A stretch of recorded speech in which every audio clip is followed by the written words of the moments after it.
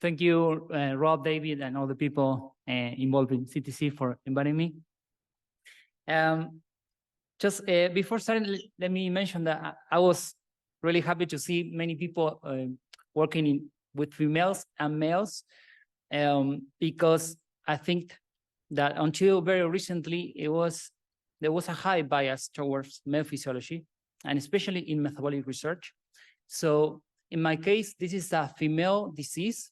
So I really think that now we're still really behind in what it involves woman metabolism. So I really think we need to go more in that direction to find the needed balance. Okay, so polycystic ovary syndrome, PCOS, is the most common endocrine disease in women in reproductive age, but the impact is seen across the lifespan of the woman. So, and the prevalence can, based on the guideline process, can be up to 13%, but global estimates are up to 21%. And I will mention in the next slide what is this difference. And what is important is that PCOS etiology is really complex and involves reproductive, metabolic, and also psychological features.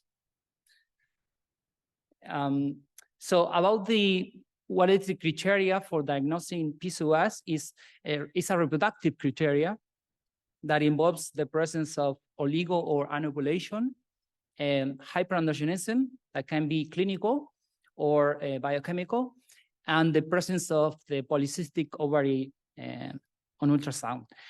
So because this fact, currently PCOS is diagnosed when there is a fertility issue. So basically we really think that it's highly undiagnosed. And why is that important? It's because the degree of metabolic overlapping is really huge. Let me just mention some data. So up to 75% of women with PCOS present some degree of insulin insensitivity. And obesity or overweight is present in a range between 40 to 90% of women with PCOS. And also women with PCOS are at an increased risk of cardiovascular disease. And 20 to 50% of women with PCOS will develop type 2 diabetes by age 40. This is data from CDC data.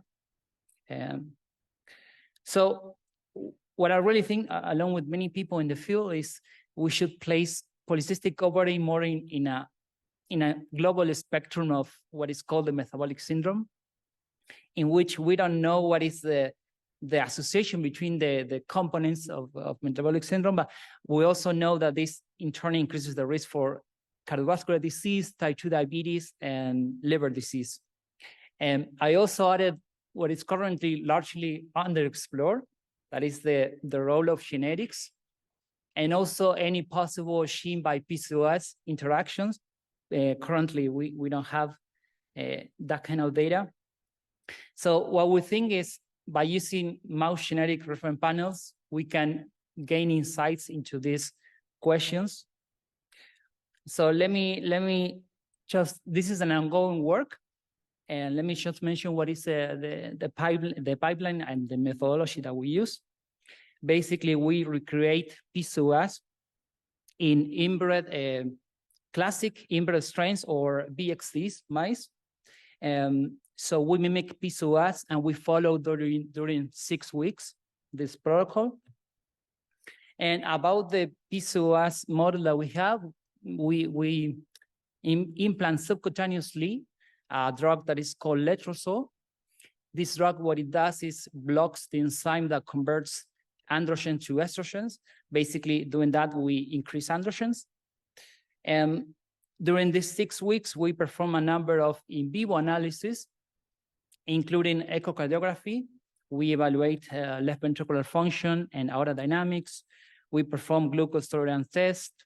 We analyze the body composition, lean and fat mass. We follow the body weight. And we also assess the estrous cycle. And post-SAC, we also assess a number of reproductive hormones, including testosterone, estradiol, LH, which is a luteinizing hormone, and FSH, that is follicle stimulating hormone, and also insulin. And then we also perform global gene expression analysis and histology analysis. Just let me mention what we think about the sources of variation in the context of PCOS. Just let me show you very quick. In the left, this is the model validation that is important to show that we have a PCOS model. Basically, testosterone levels were increased. You see in yellow is PCOS, and in blue is controls. So it was highly increased. And the estrous cycle, in normal mice, you see in blue, it's most of the animals are normally cycling, but in PCOS conditions, this number is goes really low, like 20–25%. And also the presence of ovarian cyst, which is almost absent in controls, but is highly increased in PCOS. But what we really wanted to see is some key metabolic traits. So you see in the right, for example, in the top, you see fat mass. That in the left, I put the global comparison that you see that it is increased fat mass in the PCOS model. But also what we see substantial genetic variation. That is, of course, it's not going to surprise you, but it's important to show. And also the effect of PCOS seems to be strain dependent too. And also you see in the middle is the left ventricular ejection fraction, which is also increased in PCOS. That is very important and interesting to follow up. And in the right, you see that, again, there is substantial variation. And of course, it's not following the same fat mass. So it's depending also in the trait that we observe. In the bottom, it's the area under the curve from the GTT. Again, the same global comparison is increased. And this is something that we know it is happening in women also. But again, there is substantial variation when we see across the strains. So based on this, we decided to apply some estimation of heritability. But also what we did is instead of accounting for the environment, we account for PCOS effect. So basically in this model, we estimate heritability, PCOS, and the interaction between gene and PCOS. Let me show you. So you see the source of variation. Let me show you that the initial weight is kind of to know that the model is working, the estimation. So basically it's almost genetics. This is relative contribution. After 5 weeks, what we see is PCOS is exerting an effect. But basically in terms of body composition and body weight, the heritability was high. But then for PCOS, what we see is that the change in body weight, the increase in body weight was highly dependent on PCOS. And then we also observed substantial Gene-by-PCOS interactions in reproductive hormones. I also added some, in some traits, we observed high residual variance, these variants that we cannot explain, particularly in the echocardiography. It's very common, that is high variability. So next, what we wanted to do is we wanted to try all possible trait correlations just to identify patterns of variation between different different category of traits that we use. So you see basically in this big heat map, what we did is in the bottom, in the lower triangle is in PCOS conditions, and the upper triangle is in control condition. Doing like this, what we can do is we can compare different categories of traits. As you see, for example, GTT in body weight here in PCOS is distinctive and it's different from controls. So we wanted to identify differences in these patterns of associations.